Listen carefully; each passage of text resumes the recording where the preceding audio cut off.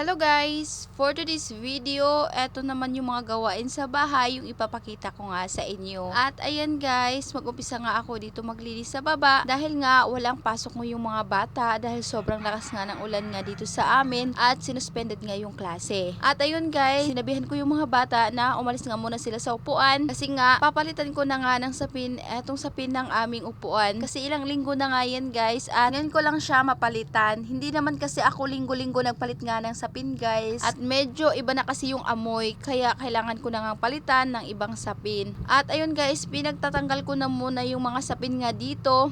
Pagkatapos tignan nyo naman yung bahay nga namin.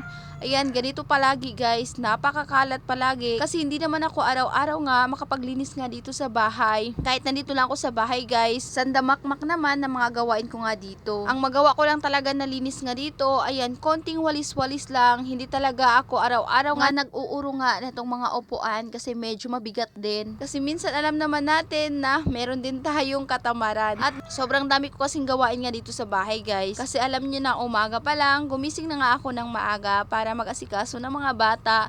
Pagkatapos mahatid ko na nga sila sa paaralan at bandang alas 8 naman ng umaga guys. Tsaka naman ako mag-umpisa nga dito, mag-ayos nga dito sa pinagkainan namin at sa iba pang mga gawaing bahay. Yung una ko talagang gagawin guys, pagkatapos ko mahatid yung mga bata sa paaralan ay yung pagligpit nga ng mga pinagkainan. Pagkatapos ko maligpit yung mga pinagkainan ng mga bata guys, tsaka naman ako mag-umpisa nga dito maghugas muna ng mga plato. Pagkatapos alam niyo naman, sobrang bilis nga lang ng oras. Pagkatapos ko maghugas, akit naman ako sa itaas at magtupi sa mga hinigaan nga namin. Kahit napakaliit lang itong bahay nga namin guys, hindi ko talaga to ma-general cleaning nga araw-araw. Kasi alam nyo naman na sa mga anak ko pa lang ay ubos na nga yung oras ko. At hindi ko na mamalayan, 11 na pala, mag-uwian naman yung mga bata kapag alas 11 na. Pagkatapos naman, kapag masundo ko na nga sila guys, papakainin ko naman sila ng tanghalian at ihahatid ko naman sila pabalik nga sa paaralan bandang alauna. At pag uwi ko naman yan guys, maghugas naman ako ng mga pinagkainan namin.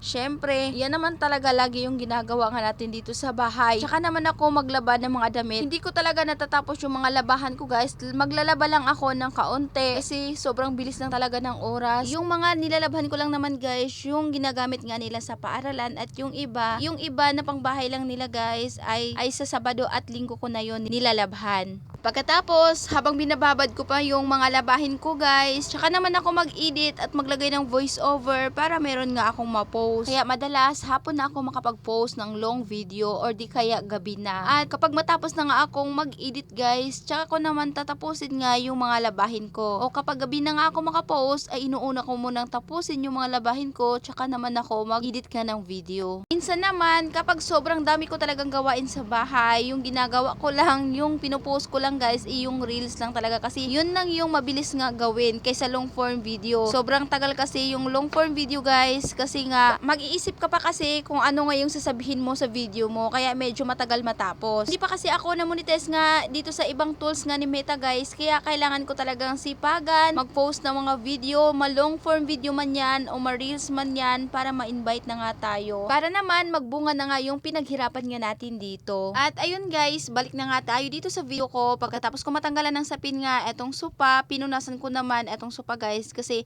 meron akong nakita nga dito sa mga gilid-gilid niya na namumuti. Kaya ayan, pinunasan ko lang yan ng basa nga na pampunas para matanggal nga yung mga alikabok na naputi-puti na nga dito. Pagkatapos ko mapunasan etong sopa, ayan, sinunod ko namang punasan guys. Eto nga, dito nga sa may lagayan ko sa mga anik-anik, ayan, sobrang kapal na rin ng mga alikabok. Pagkatapos kong mapunasan dito guys, ay ibinalik ko na rin kung saan nga nakalagay. Pagkatapos, pinunasan ko na nga rin etong lamisa at etong dito nga sa may sahig. Pagkatapos ko mapunasan etong lamisa guys, pinunasan ko na nga rin etong sahig. Medyo madalang na nga ako dito magpunas guys ng basang tela dahil nga nakakatamad naman kasi etong pampunas ko sobrang liit lang. Nasira na kasi guys yung map ko. Sobrang tagal na din kasi yun sa akin. Kaya ayun, sumurrender na nga siya. At wala pa kasi akong pangbili nun kaya tis-tis na nga lang ako dito sa maliit na punas. Pagkatapos naman, nagwalis naman ako ulit kasi parang marami pa akong alikabok na naapakan bakbakan nga. At pagkatapos ko magwalis guys, nakita ko nga itong ceiling fan namin na sobrang dumi na. Kaya ayan, pinunasan ko na muna itong ceiling fan nga namin. Pagkatapos, ayan, inayos ko na nga rin dito sa yung kabila naming upuan. Etong dito guys, itong isa ay yung upuan namin to nakawayan. Nilagyan ko lang ng sapin para naman gumanda nga tignan. Ito yung trabaho sa bahay guys na madalas hindi nga napapansin ng iba dahil nga akala nga nila kapag nasa bahay ka lang, masarap na yung buhay mo dahil nga pahiga-higa ka lang, pa cellphone ka lang. Hindi nga nila alam guys na mas nakakapagod nga kapag nandito ka nga lang sa bahay dahil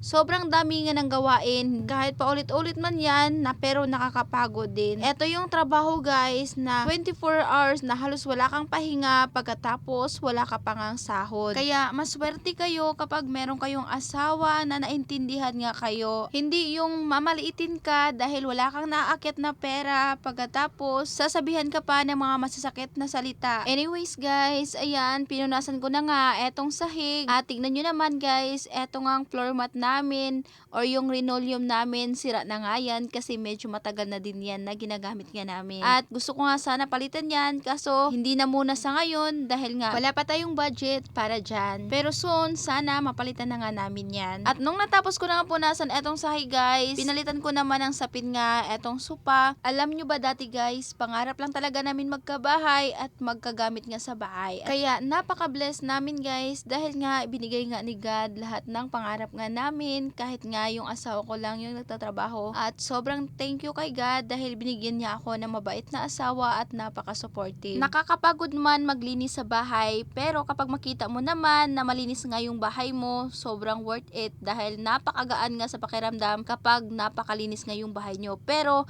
ngayon lang yan malinis guys, mamaya-maya na yan ay sobrang napakakalat na nga yan. At yan lang muna for today's video.